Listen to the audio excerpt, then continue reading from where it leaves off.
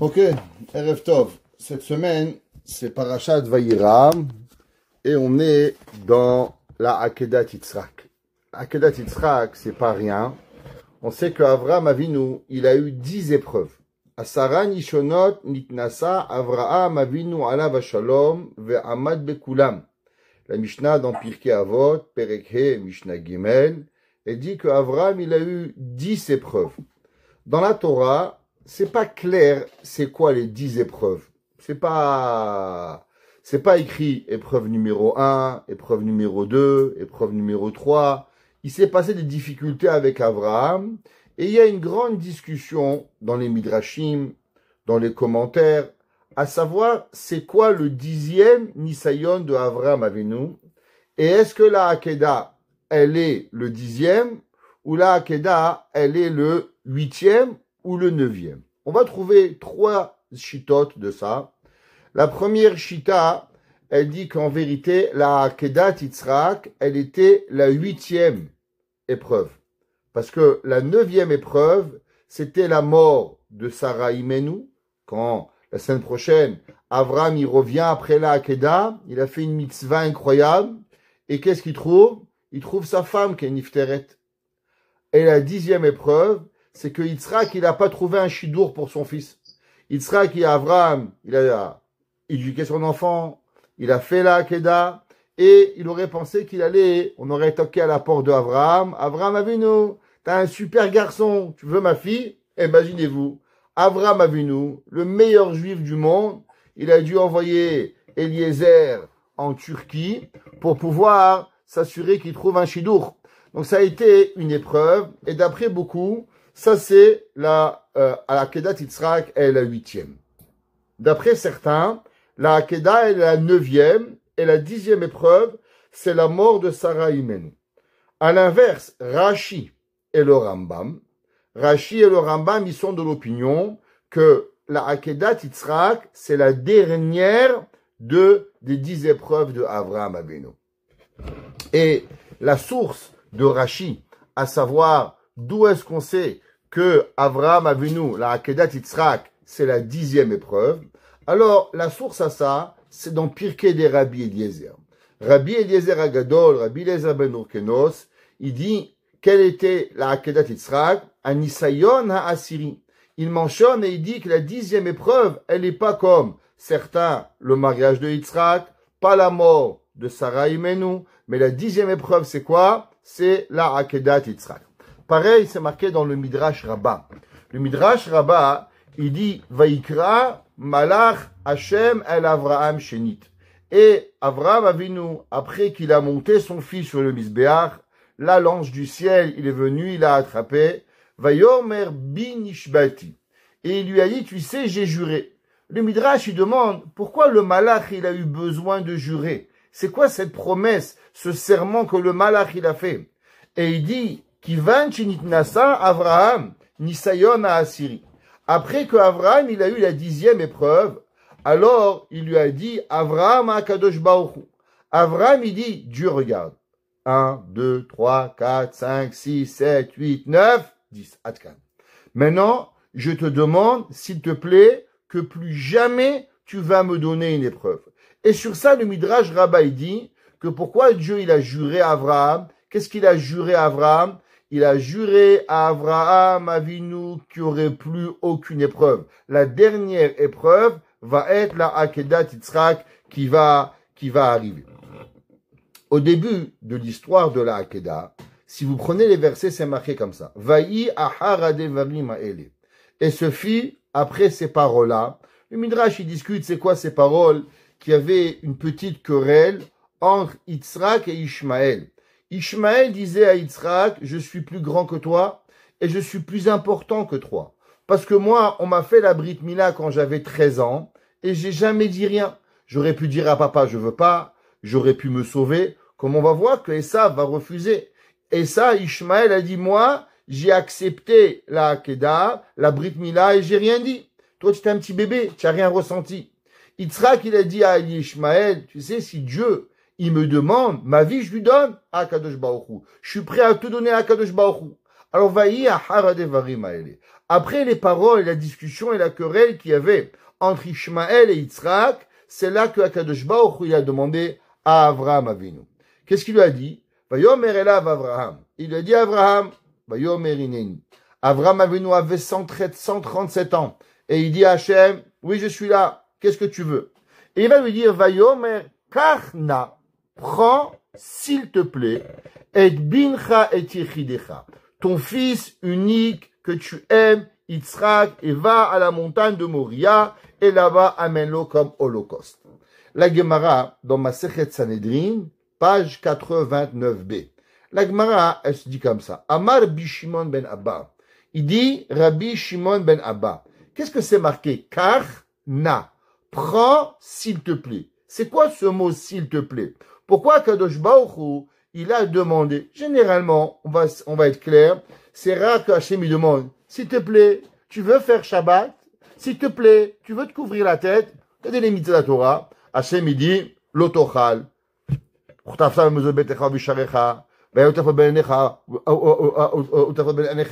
La Torah, elle dit pas s'il te plaît. La Torah a donné mitzvot, mutar asur, mutar asur, mutar asur. Il n'y a pas tellement de s'il te plaît. Quelle est la raison? Pourquoi demande la Gemara qu'au moment de la Hakeda, dans toutes les épreuves que Avraham il a passées, il n'y a pas eu le mot s'il te plaît. Dieu il a mis une épreuve à Avraham, il a mis Nimrod. Nimrod il lui a dit Avraham, ou tu vas dans le feu ou je te tue, ou tu crois en moi, Avodazara, ou je te tue. Avraham il est rentré dans le feu. Dieu il a pas dit s'il te plaît Avraham, tu veux juste dans le feu? Avraham il a fait. C'est quoi demande la Gemara? Pourquoi ce mot karna? Prends s'il te plaît. La Gemara elle nous dit qu'il faut savoir qu'à chaque fois qu'on voit le mot na, ça veut dire une demande. Il dit, qu'est-ce que dit la Gemara? La Gemara, elle dit, ça ressemble à une allégorie à un roi. Qu'il avait un général, un guerrier, qui a fait plein de guerres pour le roi. Il a fait la première bataille, deuxième bataille, troisième bataille. Et à chaque fois, il gagnait, il faisait toutes les guerres. Un jour, il y avait un grand peuple qui est venu attaquer ce roi. Alors le roi, il est venu voir son grand guerrier et il lui dit, s'il te plaît, mon guerrier, je sais que tu t'es battu plein de fois pour moi. S'il te plaît, j'aimerais que tu fasses une dernière guerre pour moi. Et il dit, pourquoi? Il dit, parce que cette guerre, elle est très grande. Et il faut quelqu'un de très fort. Et si tu vas pas gagner cette guerre, les gens, ils vont dire, ah, le guerrier n'était pas vraiment un guerrier. La preuve, c'est que quand il y avait une grande guerre, il n'a pas fait la guerre. Alors je t'en supplie, Akadosh, Avraham avait une demande à Hachem, pareil, toutes les épreuves, tu les as surmontées. Maintenant, j'aimerais que tu tiennes cette épreuve pour que tout le monde y puisse voir que BML, toi, Avraham, tu es quelqu'un de grand pour pouvoir faire cette épreuve. Tous les commentateurs se posent une question sur Avraham Avinu. Avraham Avinu, faut comprendre, il était un prophète. Avraham Avinu, Hachem venait le voir.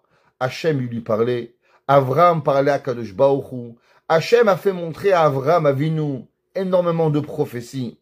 Avraham, il s'est jeté dans le feu pour Akadosh Baruch Hu. Alors la question, nous, on doute de Dieu parce qu'on n'a jamais vraiment vu Dieu. On voit la Torah, on voit le soleil, on voit la lune. On comprend Hachem avec notre cerveau de moineau. Vous savez, un moineau, comment il est grand? Eh ben, notre cerveau, il n'est pas plus grand que ça. Avraham Avinu, il avait un cœur, une avat Hachem, quelque chose d'incroyable. La question, elle est pourquoi la Hakeda, elle prend tellement d'importance. Après tout, si Hachem, il vous appelle au téléphone, allô, Madame Rachel, c'est Dieu à l'appareil. J'ai une demande pour toi. Vous me posez une question, vous allez douter? Oh, oui, Hachem, tout de suite. Qu'est-ce que tu veux? Avraham Avinu, il aimait Hachem incroyable. Pourquoi la Hakeda, elle est grande? Après tout, Avraham, il a eu une prophétie. Deuxième question. Avraham Avinu, il s'est jeté dans le feu pour Akadosh Baruch Hu. Il est rentré, il y avait le feu de Ur Kasdim. Nimrod, il a préparé le feu pendant 3 jours. Il était brûlant. On ne pouvait pas s'approcher, la Gemara a dit, le Midrash, à 36 kilomètres du feu de Nimrod. Et on a pris Avraham, on a catapulté Avraham à l'intérieur du feu. Et Avraham, il est resté là-bas pendant 3 jours en train de chanter, de danser, et que Dieu le protégeait. Je comprends pas. Un homme qui a vécu la proximité d'Hachem tellement grande, pourquoi il va douter que Akadosh Baruch Hu, il va lui demander la mitzvah de la Hakeda? Pourquoi il va douter, Bichlal? Quelle est la raison que Abraham Avinu va refuser la Hakeda. De plus, dans toutes les missionotes, les épreuves de Abraham Avinu, la mida de Hakeda, la nisayon de la Hakeda, il a quelque part une promesse qui est la plus grande. Vous savez qu'en hébreu, comment on appelle un couteau? Un couteau, on l'appelle un sakin. C'est comme ça qu'on appelle en hébreu. Dans la Shana Gemara, il s'appelle un khalaf. Et dans la halakha, on n'appelle pas sakin, on appelle un khalaf. Pourquoi ça s'appelle khalaf? Ça vient du mot machlif, changer. Celui qui change de la vie à la mort. C'est comme ça. Il y a deux noms, sakin ou khalaf. Pourtant, dans la Hakeda, comment il s'appelle le couteau? Le couteau, il s'appelle ma'achelet. C'est un mot bizarre qui veut pas dire un couteau, qui veut pas, en hébreu, ça veut pas dire couteau. Et tout le Midrash, il demande, pourquoi, du coup, quand c'est marqué Vaikar, Avraham est un ma'achelet beyado. Avraham, il a pris le feu et il a pris le couteau. La Torah, elle appelle pas sakin, elle appelle pas khalaf, elle appelle comment? Ma'achelet. Pourquoi elle appelle ce mot ma'achelet? Le Midrash, il dit, c'est quoi le shoresh du mot ma'achelet? Alors, vous savez qu'en hébreu, le shoresh, il est généralement de 3 lettres. Il y a quelques exceptions que le shoresh est 2 lettres, mais généralement, le shoresh, il est toujours 3 lettres. En hébreu, la lettre du départ et la lettre de la fin sont souvent les conjugaisons. Ok? Par exemple, yadaim. Yad, c'est la main. Yim, c'est les pluriels. Ochel veut dire manger. Et ochlim, ils ont mangé. D'accord? Ça, c'est comment ça fonctionne. Donc, c'est quoi le shoresh de ma'achelet? Le shoresh de ma'achelet, c'est ochel. Demande le Midrash, pourquoi le couteau, Akadosh Baruch Hu, il appelle ma'achelet? Et il dit le Midrash, Rabbanan Amre, Kol achilot she Israël ochlim ba'olam hazeh. Tu sais, les Juifs, tous les jours, ils mangent. Shabbat, Pesach, Shavuot, Sukkot, Keila, Dafina, Kugel, tous les mets que vous mangez. Grâce à quoi on mange? Dit le Midrash, Enam ochlim ela bisrout ota ma'achelet. La seule raison pourquoi on mange, avec quoi on a le mérite de manger, c'est grâce à la mitzvah de la Hakeda. Alors la question, elle est obvious, elle est claire. C'est bien la Hakeda, c'est une grande mitzvah. Mais pourquoi la Hakeda, elle a le mérite d'avoir que c'est cette mitzvah qui fait manger le peuple juif? Qu'est-ce qu'elle est tellement grande, cette mitzvah? Pourquoi c'est pas Matan Torah? Pourquoi c'est pas la mitzvah de Ur Kasdim? Pourquoi c'est pas Kibud Avahem? Pourquoi la mitzvah de Hakeda, le Nisayon à Hakeda, il est la raison que nous avons du pain tous les jours à table? Comment ça se fait? Ça veut dire, le Midrash, il dit, chaque jour que vous mangez, vous savez à cause de quoi vous mangez? Grâce à quoi vous mangez? À la Akedat Yitzhak. Quel est le rapport entre manger physiquement et la mitzvah et le tzivouille de la Akedat Yitzhak pour pouvoir y arriver? À la fin de la Hakeda, le pasuk qui dit comme ça, Vayomer bi nishbati. Akadosh Baruch Hu, il dit, tu sais, j'ai juré, Neum Hashem, ki ya'an asher asita et davar hazeh, parce que tu as fait, velo chasarta et bincha et yichidecha, et que tu n'as pas enlevé ton fils de moi à la Hakeda, ki barech avarechecha. Alors je vais te bénir, ve arbe zarecha, et je vais te multiplier ta descendance, kechochve hashamaim, comme les étoiles du ciel, et comme le sable sur la mer, et tes enfants, ils vont hériter tous tes ennemis. Alors en un mot, Dieu il dit à Abraham, tu sais quoi Abraham? Tu as fait la dernière épreuve qu'on explique d'après le Rashi, d'après le Rambam, alors maintenant, tu vas mériter d'avoir une descendance, et tu vas avoir comme les étoiles du ciel, comme le sable de la terre, et tes enfants seront les plus forts du monde. La Gemara, dans Masechet Kiddushin, la Mettet, 39b, la Gemara dit, Schar mitzvah behai al malika. La Gemara dit qu'une mitzvah dans ce bas monde, généralement, elle n'a pas de récompense. Pourquoi? On a déjà expliqué que dans ce bas monde, c'est physique. Une mitzvah, c'est spirituel. Comment on peut récompenser de la spiritualité avec de la matérialité? Sra mitzvah behai al malika. La Gemara dit qu'on peut pas récompenser. Alors les mefarshim me demandent, je comprends pas. Si on peut pas demander, on peut pas récompenser une mitzvah à travers une récompense physique. Alors pourquoi après la Hakeda, Avraham Avinu a été promis d'avoir une grande descendance? Quel est le rapport? C'est une récompense. Il ne peut pas y avoir de récompense à travers une mitzvah.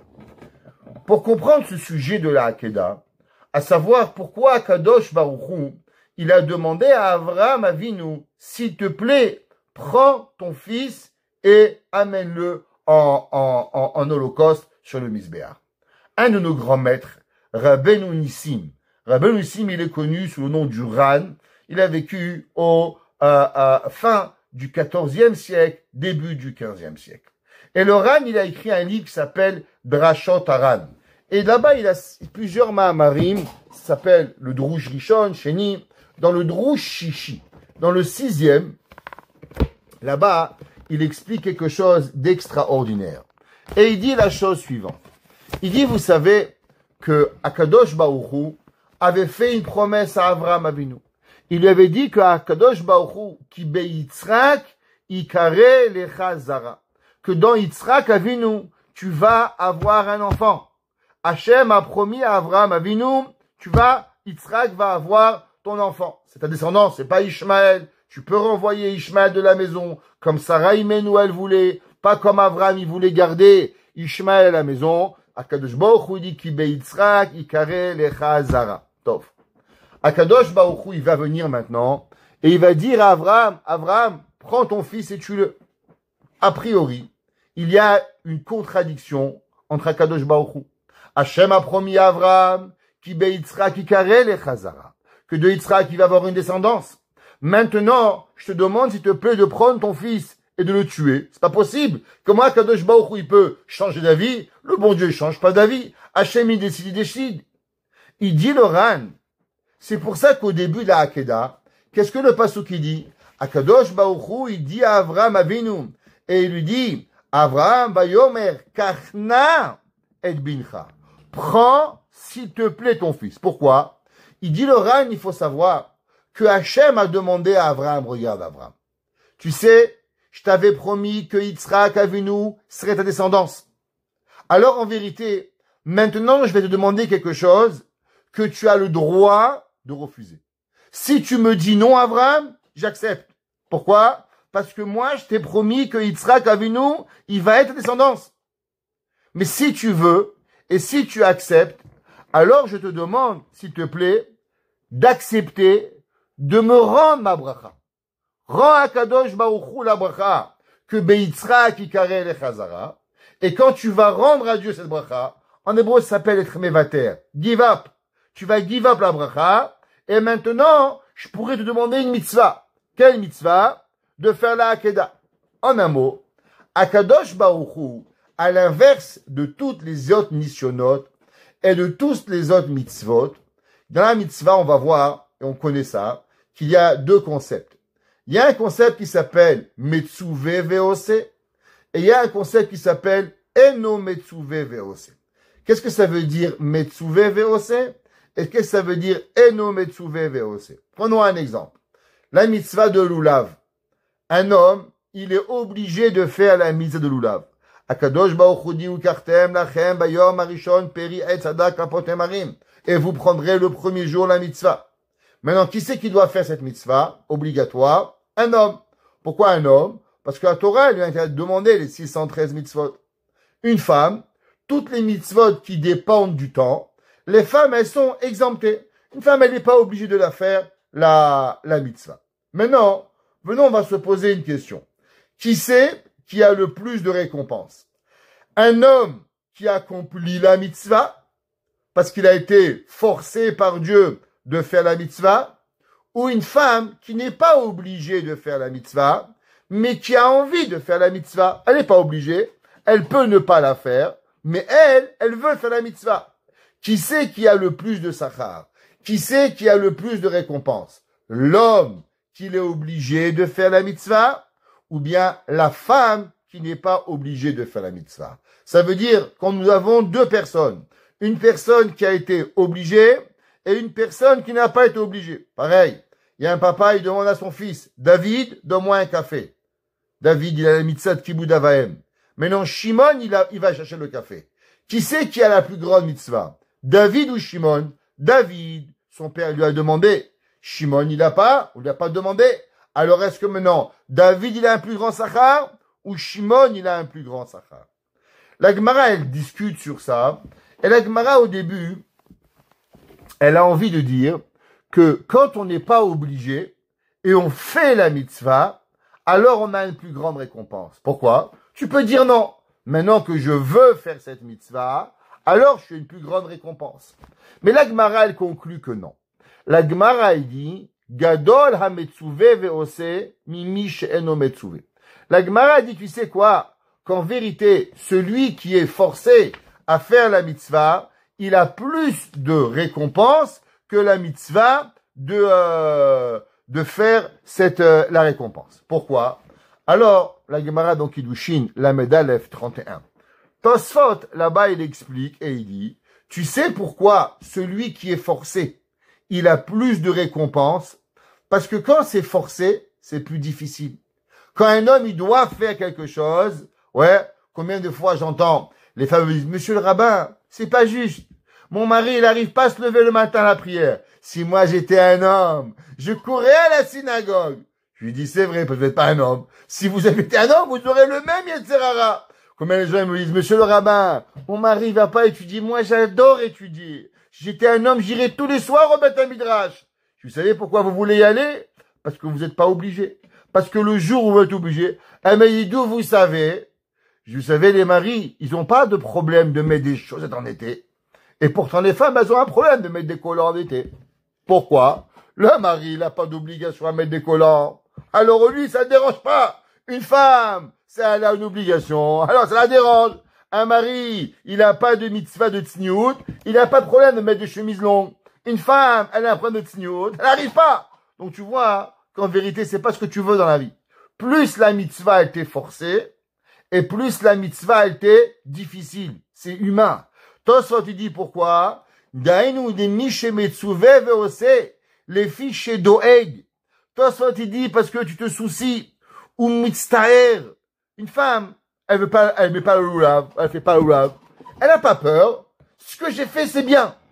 Un homme, il a peur. Ah, peut-être j'ai mal fait. Peut-être j'ai commencé du mauvais côté. Peut-être j'aurais dû faire comme ça. Peut-être comme ci. Peut-être comme ça. Alors, il a plus de douleur. Il a plus de peine.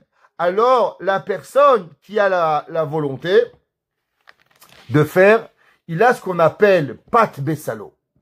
Qu'est-ce que ça veut dire pat bessalo? Alors juste, soit je vais vous donner encore une halakha.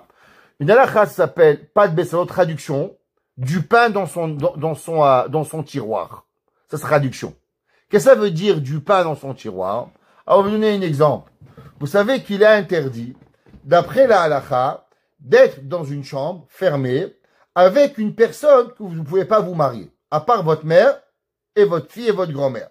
Exemple, vous allez visiter votre maman, il n'y a pas des lois de yichud. Vous pouvez rester voir maman, rester avec elle dans la même chambre. D'après la halakha, même dormir dans la même chambre, vous pouvez. Imaginez-vous, votre maman ou votre papa, ils sont malades, vous mettez un matelas par terre, vous pouvez dormir dans la même chambre que votre maman. Il n'y a pas d'issour. Il n'y a pas, même s'il y a, toute la maison elle est fermée à clé, double à clé, comme en France, 4 clés avec l'alarme si tu veux.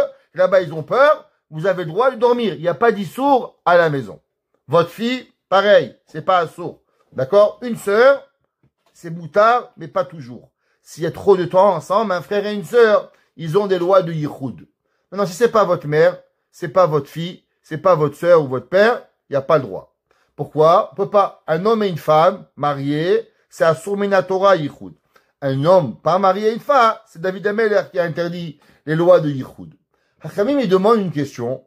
Comment ça se fait qu'un homme et une femme, pendant que la femme elle est nida, ils peuvent rester dans la même maison? Pourquoi? Parce qu'un homme et une femme, quand la femme elle est nida, s'ils ont un rapport, c'est chayav karet. C'est aussi grave que la femme du voisin. Les gens, ils comprennent pas. Mais Barminan, tu vas avec la femme du voisin, ou tu vas avec ta femme pendant qu'elle est nida, les deux, c'est la même gravité, peut-être même pire. Barminan, on peut pas la prendre voisin, c'est interdit. Mais c'est pareil, c'est un issour carré de la Torah. Alors comment on reste à la maison? Pourquoi ta femme, tu sors pas de la maison pendant 2 semaines? Et pourquoi la voisine, dès qu'elle rentre, tu sors dehors? Tu restes pas avec elle? C'est assour yichud. Quelle est la raison? La Gemara, elle dit, les Mefarshim, ils disent, Pat Bessalo. Parce que la voisine, elle va jamais être permise à toi. Interdit. Pour la vie entière, elle est mariée, tu peux jamais la toucher. Ta femme, ton mari, dans 2 semaines, elle est moutard. Donc, puisque tu as une option de permis, alors c'est plus facile à accepter.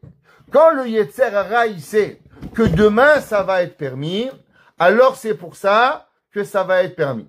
Il y a 2 conditions pour ça. Je vais juste rapporter ce qui est important.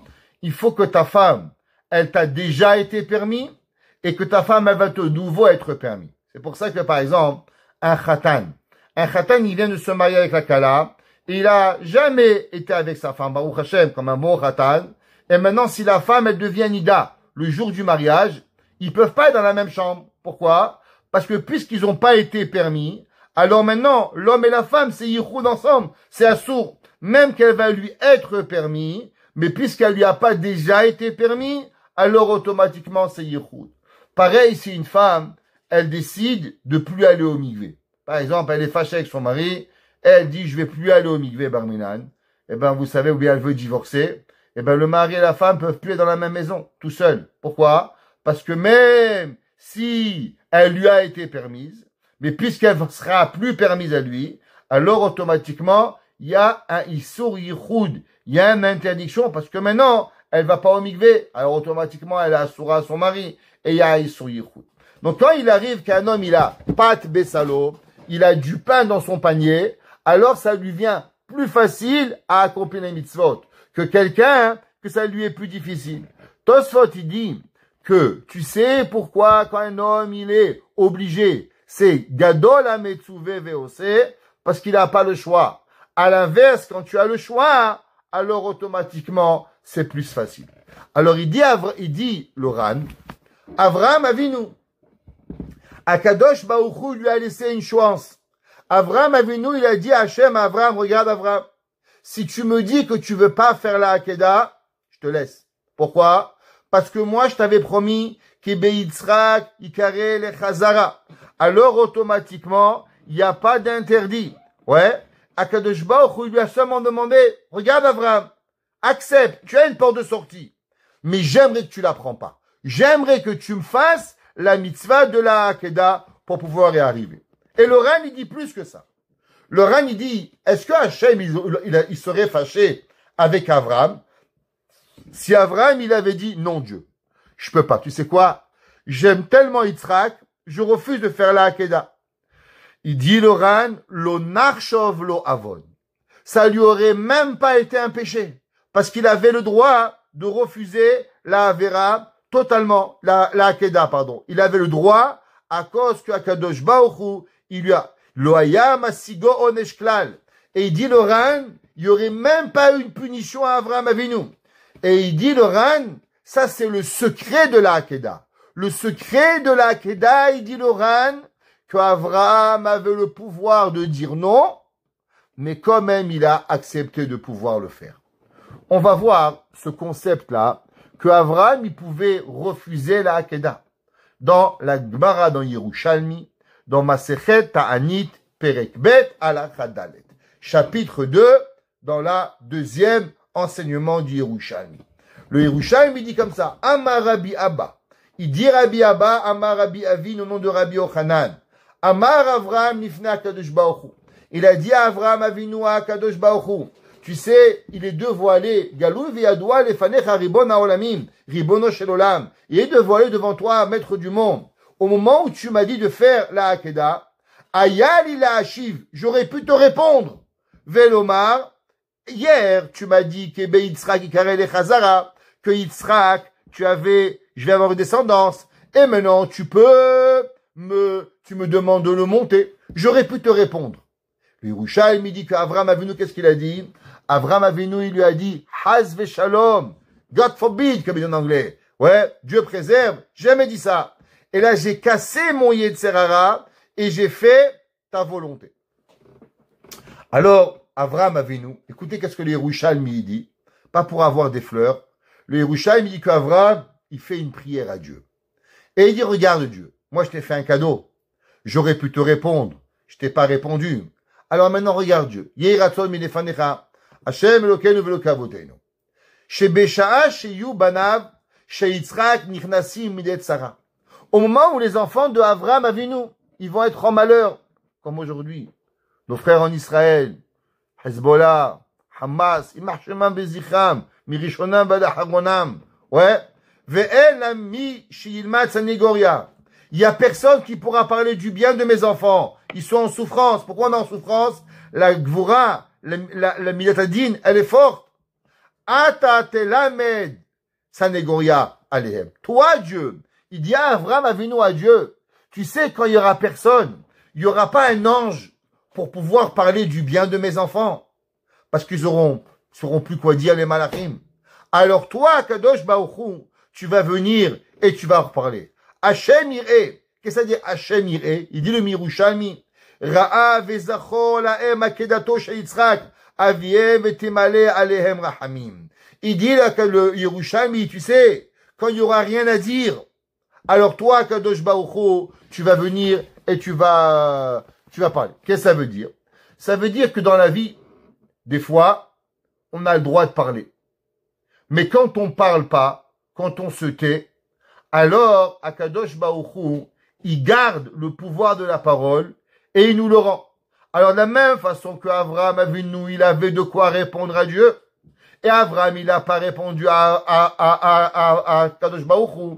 Alors, il lui a répondu, Avraham, quand mes enfants seront en problème, quand mes enfants seront en difficulté, alors toi, tu vas parler. Du fait que moi, je me suis tu, c'est là que toi, tu vas parler du bien à mes enfants et tu leur amèneras la rahamim. D'abord, Kadosh Baruch Hu, il amène rahamim aux otages en Israël et à tous nos frères dans tous les frontières d'Israël. La même façon que Avraham, il a su se taire, alors qu'Akadosh Baruch Hu, il peut s'ouvrir la rahamim à Akadosh Baruch Hu. Et tous les matins, ceux qui font la tefila, à la prière du matin, vous savez, on commence la tefila avec la Hakeda. On commence la tefila avec la Hakeda Yitzhak. Je ne sais pas si les femmes, tous les matins, elles ont le temps de lire la Hakeda. Pas grave. Mais au moins, il faut savoir que tous les matins, on lit la Hakeda. Et après la Hakeda, on dit un pasouk. Ribono shel olam, kemo shekavash Avraham Avinu ad rachamav. La même façon que Avraham Avinu, il a fermé et il a conquis sa miséricorde. La sod retzonecha belevav shalem, de faire ta volonté avec son cœur complet. Ken yirbeshu rachamecha et kasra. Alors toi aussi tu vas fermer et tu vas conquérir ta pitié, ouais, et tu vas pas t'énerver contre le peuple juif. Veigelu rachamecha midotecha, et que tes bonnes midot, Rabbi Shalom, elles vont se dévoiler. Vetitnaheg imanu Hashem Elokenu, et tu vas te comporter avec nous. Bemidat ha'chesed ou bemidat ha'rachamim, avec la bonté et la miséricorde, et que tu nous fasses rentrer avec l'ifnim meshurat adin, et on continue la tefila. Donc on voit que, pourquoi on fait cette prière? Parce que la prière de la mitzvah de la Hakeda, comme dit le Ran, a été pas obligatoire. Et du fait que Avraham Avinu aurait pu s'en sortir, et il n'a pas en sorti, il a rien dit, il a accepté, c'est pour ça qu'il a, Behemet, eu le droit de pouvoir faire cette prière. Comme ça aussi, Behemet, le Sfat Emet. Le Sfat Emet, c'est le troisième rabbi de la lignée de la Hassidout Gour. Tout le monde connaît le rabbi de Gour. Alors, le premier, c'était le Chidush Harim. Après, c'était son genre, Admor d'Alexander. Et après, il y avait le Sfat Emet qui est devenu le Admor.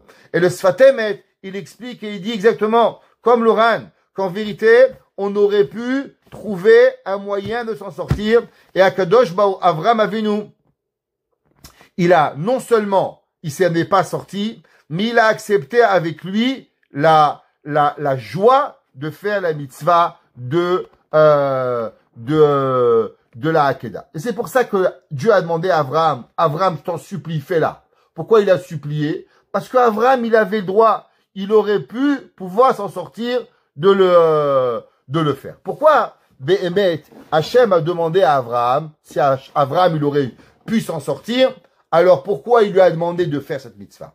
Alors vous rappelez, sûrement Madame Bayon va se rappeler, Anne aussi qui était là avec nous, dans les cours de Ramchal, du Misiat Yesharim, on avait appris la Yirat Shamaim. Vous vous rappelez, il y a deux niveaux de crainte de Dieu.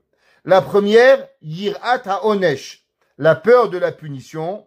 Et la deuxième, yirat haromemut, la peur que, pas qu'on a peur d'Hachem, c'est qu'Hachem est tellement grand, alors on ne veut pas décevoir Akadosh Baruch Hu. Alors Hachem, il dit à Abraham, regarde Abraham, tu sais, si tu vas pas faire la Akedah, tu vas me répondre. Alors les gens, ils vont dire, tu sais quoi? La seule raison pourquoi Abraham, il a fait les 9 premières épreuves, parce qu'il avait peur de la punition. Il voulait pas être puni, comme Dieu, il a puni Noach, comme Dieu, il a puni Dora Palaga, comme Dieu, il a puni Adam Arishon. Alors tu vois, t'écoutes pas Dieu, tu prends une claque. Alors les gens, ils vont dire, Abraham Avinu, il craignait pas Dieu, il avait juste peur de Yirata Onesh. Maintenant, si tu vas faire ce que je te demande, même que tu as une situation pour sortir, ça veut dire que tu vas avoir Yirat Haromemut. Ou bien même plus que ça, Yira Ayotse Me'ava. La peur qui sort de l'amour, qui est encore plus grand que la Yirat Haromemut, c'est la peur de décevoir l'autre. C'est comme un mari. Un mari, il rentre à la maison, il dit à sa femme, j'arrive à 6h, 7h, c'est pas important. Il a du retard. Il dit, alors je m'excuse. Pourquoi t'excuses? Il va te frapper ta femme. Pourquoi t'excuses? Il veut pas décevoir sa femme. Il a dit à sa femme, je viens à 6h. Tu arrives en retard, elle va avoir de la peine. La plus grande peur, c'est quoi? C'est de décevoir les gens qu'on aime. Ça, c'est la yira. Il dit, il dit, qu'est-ce que c'est la plus grande ahava, la plus grande yira? C'est la yira hayotse me'ahava. C'est que tu aimes tellement la personne, c'est que tu n'as pas envie de décevoir la personne. C'est ça que Hachem, il dit à Abraham, des excuses, tu en as. Mais maintenant, prouve-moi que c'est pas la peur de la punition que tu as, mais c'est la peur de me décevoir. La yira, mitor ahava, pour pouvoir avoir à arriver. Maintenant, vous savez que c'est marqué dans Hachamim, dans Chazal, que Maaseh Avot Siman Abanim. Tout ce que nos parents ils ont fait, Avraham, Yitzhak, Yaakov, il a été Behemet, c'est seulement le début de l'histoire par rapport à la Géoula. Tout ce qu'ils ont fait, c'est pour préparer le peuple juif. On va décortiquer 4 périodes de la Hakeda, et ces 4 périodes de la Hakeda, on va les voir qu'en vérité, ils sont un symbole de l'histoire du peuple juif. La première, elle est, vous savez, que au moment où Avraham Avinu il a fait la Hakeda, c'est marqué Vayashkem Avraham Baboker. Avraham il s'est levé tôt le matin, dès à la première lueur du jour, la Gemara était déjà dehors. Avraham Avinu, il n'est pas sorti la nuit. À la première lueur du jour, il est parti. Vayahavosh et Chamoro, et il a scellé lui-même son âne. Avraham il avait des centaines, des milliers de serviteurs. Avraham a laissé personne. Il a scellé lui-même son âne. La Gemara a dit, tu sais que cette histoire de sceller l'âne, c'est pas rien. Dans l'histoire juive, il y a un autre homme qui est arrivé sur un âne. Ouais, c'est qui? C'est pas Biden, Moshe Rabbeinu. C'est marqué, ouais, Biden il avait aussi un âne, mais c'était une âne, pas un âne. Ok? Qui a coûté 1 milliard. Alors, Vaikach Moshe et Ishto, et c'est marqué que Moshe, il a pris sa femme, Vaïd Banav, Vayach Kivem, Al-Hachamor, sur l'âne. Ouais. La Rashi demande, pourquoi c'est marqué Al-Hachamor? Al-Hamor, c'est quoi Hachamor?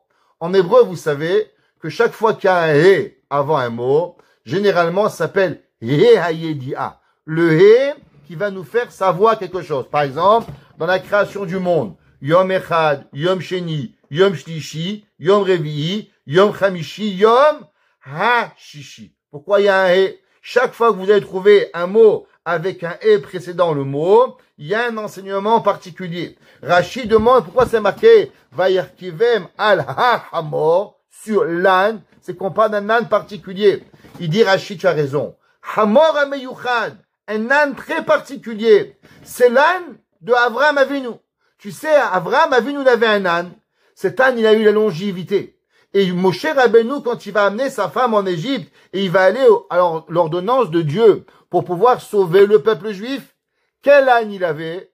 Eh ben, Hachem avait gardé l'âne de la Hakeda et il lui a donné. Et il dit Rashi, qu'est-ce qui s'est passé avec cet âne? Tu crois que l'âne, il est mort? Dit Rashi, Vehu, She'atid Melech HaMashiach le'aglot alav. Tu sais, quand Mashiach, il va venir, il va aussi venir sur un âne.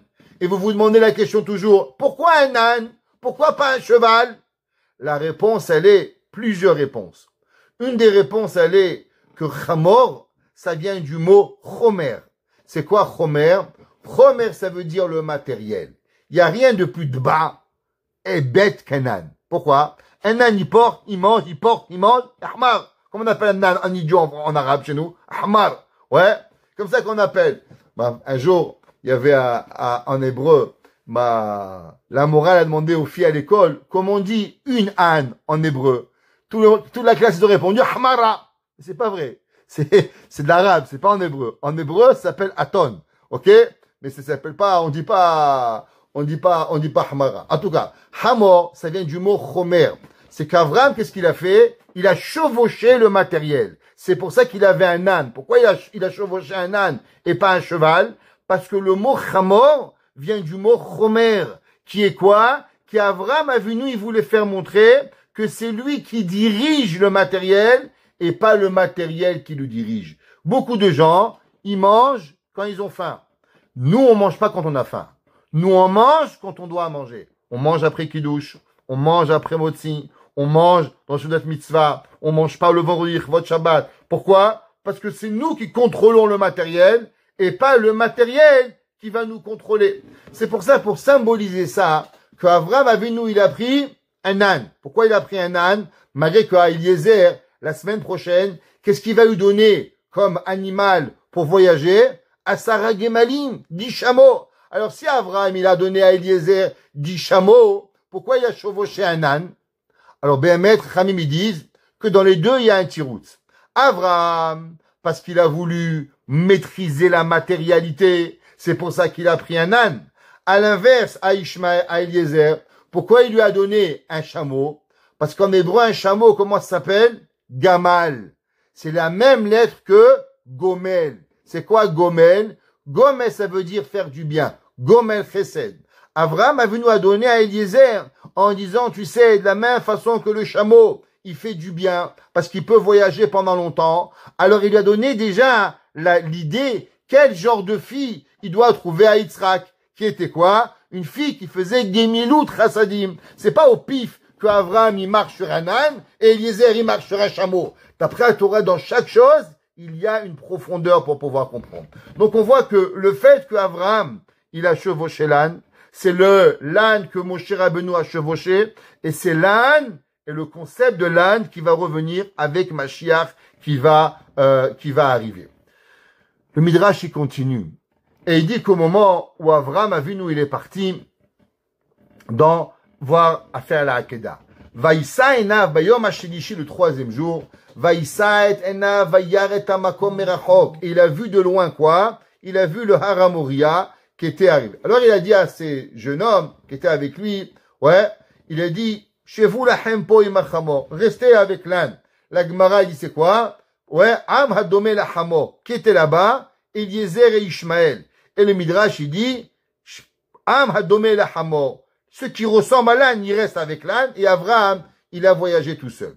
Alors, le Midrash, il dit, pourquoi il a vu de loin? C'est quoi cette vision que Abraham, il a vu de loin la montagne de Har Moria? Pourquoi il a eu besoin? Alors, il dit le Midrash Rabbah, qu'en vérité, c'est une prophétie que Hachem a donnée à Abraham.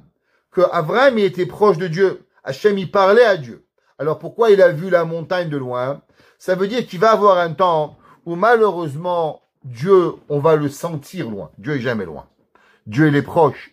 Mais le sentiment que nous avons, Hazve Shalom, c'est que Akadosh Baruch Hu, pardon, il est loin de nous. Alors c'est pour ça, Vayar et Amakom Merachok.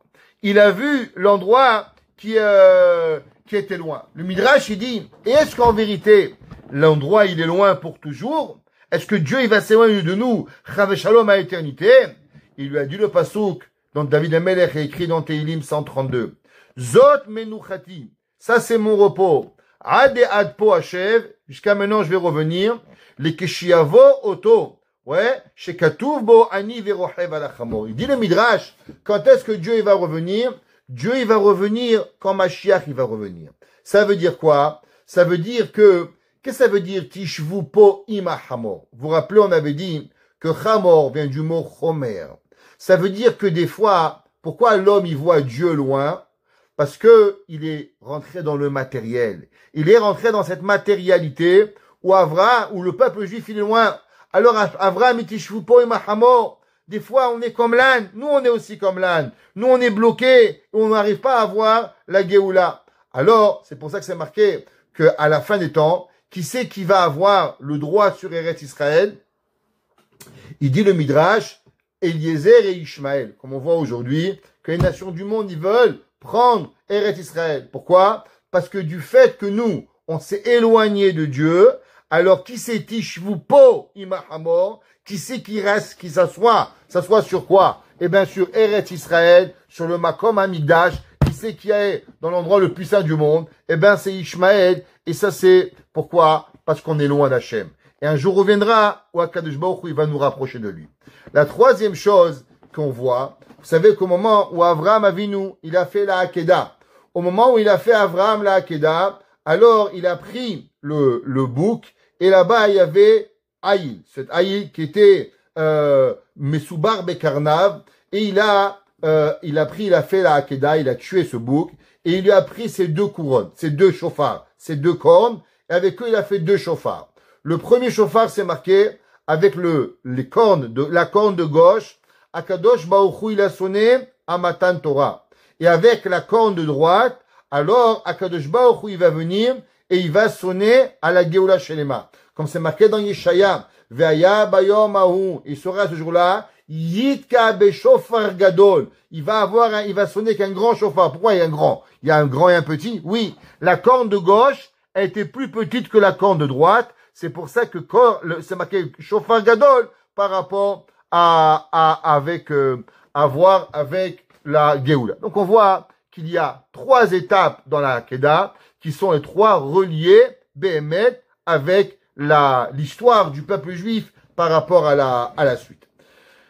La Hakeda, elle n'est pas rien. La Gemara dans Masechet Shabbat, elle nous raconte, on l'avait fait cette Gemara, vous vous rappelez qu'à la fin des temps, Akadosh Baruch Hu, il va venir chez Avraham Avinu et il va lui dire, Avraham, tes enfants, ils ont fauté.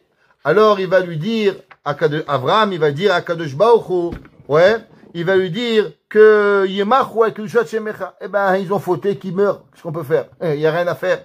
Alors Dieu, il va venir et il va voir Yaakov le papa, qui avait 12 enfants. Ouais, parce qu'il Hachem, il veut qu'il a pitié sur eux. Alors il dit, tes enfants, ils ont fauté. Et Yaakov, il dit, je peux rien faire, qu'ils sont punis, Dieu préserve. Alors il va et il va voir son fils Yitzhak et il dit, pas avec Abraham le vieux et pas avec le petit Yaakov qu'on va trouver la solution, mais seulement chez Yitzhak. Alors il va voir Yitzhak, lui dit, Yitzhak, tes enfants, ils ont fauté. Alors Yitzhak Avinu dit à Dieu, toi t'es marrant, hein. Il dit, quand le peuple juif, il est bien, tu les appelles tes enfants. Et quand le peuple juif, il faute, c'est mes enfants. Ouais.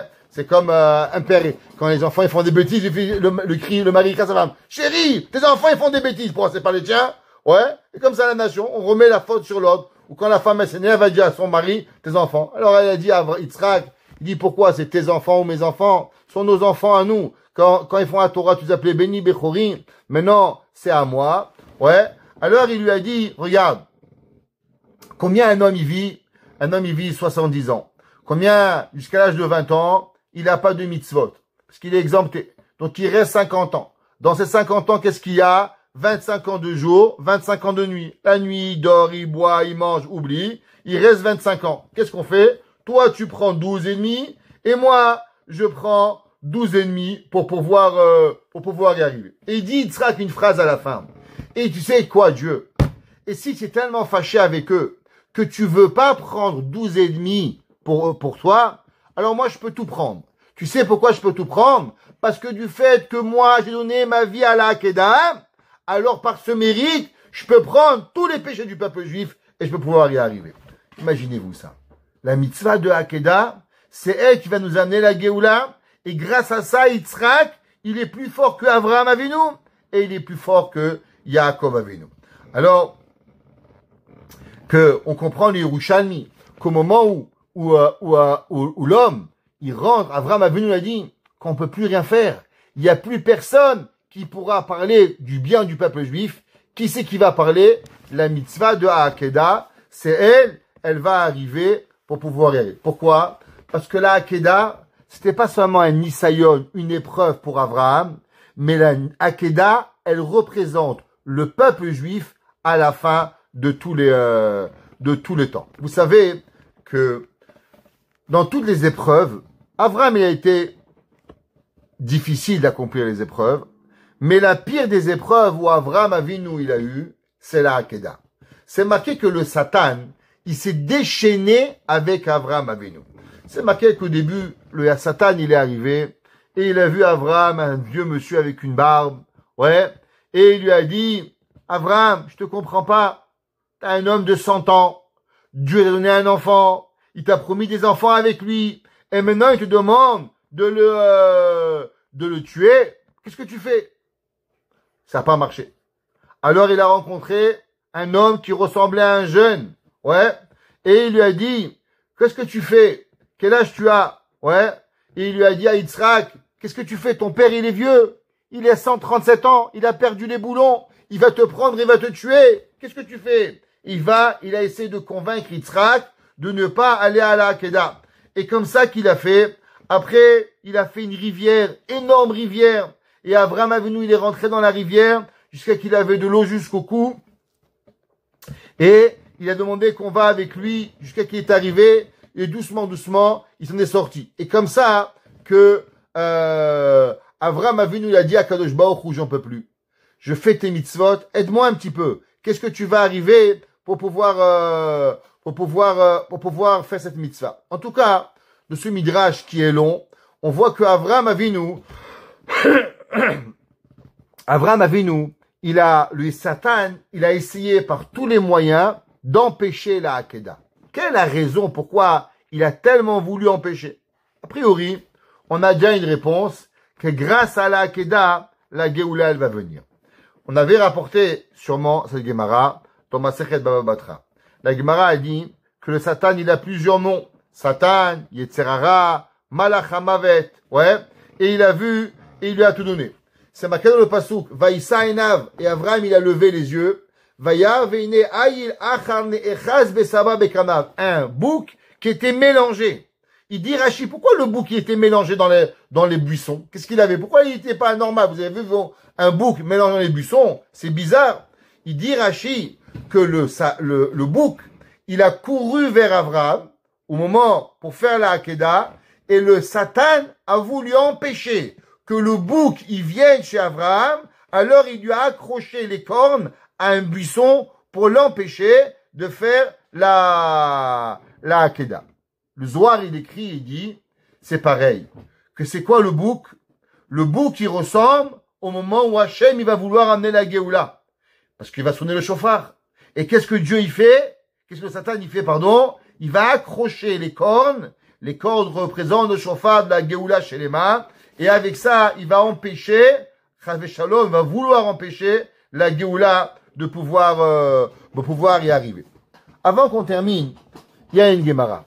La Gemara dans Masechet Nida, qu'elle a fait couler beaucoup d'encre. Beaucoup d'encre. La Gemara a dit, dans Masechet Nida, page 61, à la fin. La Gemara dit mitzvot betelot le atid lavo. À la fin des temps, les mitzvot, elles vont être annulées. Qu'est-ce que ça veut dire? Les gens, ils ont compris qu'il n'y aurait plus de mitzvot. On peut manger taref, la Torah, elle va pas changer. Alors, qu'est-ce que ça veut dire mitzvot betelot? Que les mitzvot, ils vont être mevutalot. Un de nos grands maîtres, le Ritva, Rabbeinu Yom Tov ben Avraham, qui était Talmid du Ra'a, contemporain du Rashba, Talmid du Ramban, Nachmanide. Il dit, qu'est-ce que ça veut dire cette Gemara? Qu'à la fin des temps, les mitzvot, elles vont être annulées. Il dit aujourd'hui, on a dit au départ, qu'il y a deux genres de mitzvot. Metzuvé VOC et Eno Metzuvé VOC. Il dit, aujourd'hui, toutes les mitzvot, on est obligé de les faire. Si on les fait pas, barbecue. Vous connaissez barbecue? Barminan. À la fin des temps, il n'y aura plus de barbecue. Tu auras le choix de faire les mitzvot. Chacun, il va avoir le choix de faire les mitzvot. Alors tout le monde demande la question, je comprends pas. Mais je comprends pas. Si on a dit qu'il est plus important de faire une mitzvah quand on est forcé, alors pourquoi à la fin des temps, alors il va y avoir que les mitzvot seront plus forcés? Mais c'est pas bien. On aura moins de récompenses, pas plus de récompenses. Pourquoi Hachem il va enlever l'obligation de faire les mitzvot? Alors, Hachamim, ils expliquent et ils disent comme ça. La Gemara dans Masechet Souka, elle dit qu'à la fin de temps, qu'est-ce que Dieu il va faire? Il va tuer le Malach Hamavet. Donc, puisqu'il va tuer le Malach Hamavet, donc il n'y aura plus la raison de Gadola Metsuve Veose. Toute la raison pourquoi un homme, il a une plus grande difficulté de faire une mitzvah, c'est à cause du Yetzer Hara. Mais après qu'il n'y aura plus de Yetzer Hara, alors automatiquement, il n'y aura pas de raison d'être Gadol Metsuvé. Qu'est-ce qui va être obligé d'être quoi? Pour accomplir les mitzvot? La mitzvah de Eno Metsuvé Veose. On sera exempté de faire les mitzvot, mais toute la volonté du peuple juif sera quoi? De faire la mitzvah, même si on n'est pas obligé. Et avec ça, on va comprendre, Behemet, la mitzvah de Hakeda. Qu'est-ce qu'on a dit? Que la mitzvah de la Hakeda, elle est en vérité la mitzvah qui représente la fin des temps. Qu'est-ce que Dieu a demandé à Abraham? Il a dit à Abraham, s'il te plaît, Abraham, tu as deux choix. Tu peux ne pas accomplir les mitzvot, la Hakeda, ou tu peux la faire. À toi de choisir. Abraham, il a choisi de la faire. Pourquoi Abraham, il a choisi de la faire? Parce que Abraham, il a fait ce que nous, on va faire bientôt avec Mashiach Tzidkenu. De la même façon que quand Mashiach, il va venir, on sera plus obligé de faire les mitzvot, mais on va vouloir les faire. Pareil, Dieu, il a dit à Abraham, fais montrer au monde qu'il y a une possibilité que même si on veut pas faire, ou on n'est pas obligé, mais on le fait quand même. Car Naïd Bincha, prends s'il te plaît ton fils, tu as des réponses, tu as des possibilités de pas le faire. Mais il va arriver un temps dans la vie où on fait pas parce qu'on est obligé. On fait pourquoi? Parce qu'on a la Ahava à Kadosh Baruch Hu pour pouvoir y arriver. Le Bnei Issachar, le Rabbi Tzvi Elimelech le neveu de Rabbi Elimelech de Lizinsk, ouais, et il ramène au nom du Chida. Et il dit, comment c'est possible que, c'est marqué dans la Torah que Avraham Avinu, il a reçu le Sachar de la Hakeda. Il dit, vous savez pourquoi? Ah, c'est marqué, sera mitzvah be'ay al malika. Il dit, quand est-ce qu'on n'a pas de récompense à une mitzvah? Il dit, on n'a pas de récompense à une mitzvah seulement quand on est obligé de faire une mitzvah. Mais au moment où on n'est pas obligé de faire une mitzvah et on fait une mitzvah, alors on peut récupérer, on peut avoir un sachar. C'est pour ça que quoi? Que Hachem, après que Avraham il a fait la mitzvah de Hakeda, même qu'il avait une réponse et n'était pas obligé. Alors c'est là que Dieu, il a béni Avraham Avinu d'avoir des enfants, Kecholayam et Kechorve Hashamaim. Il a tout donné. Pourquoi? Parce qu'il avait un moyen de pouvoir s'en sortir, et c'est là qu'il a eu la récompense.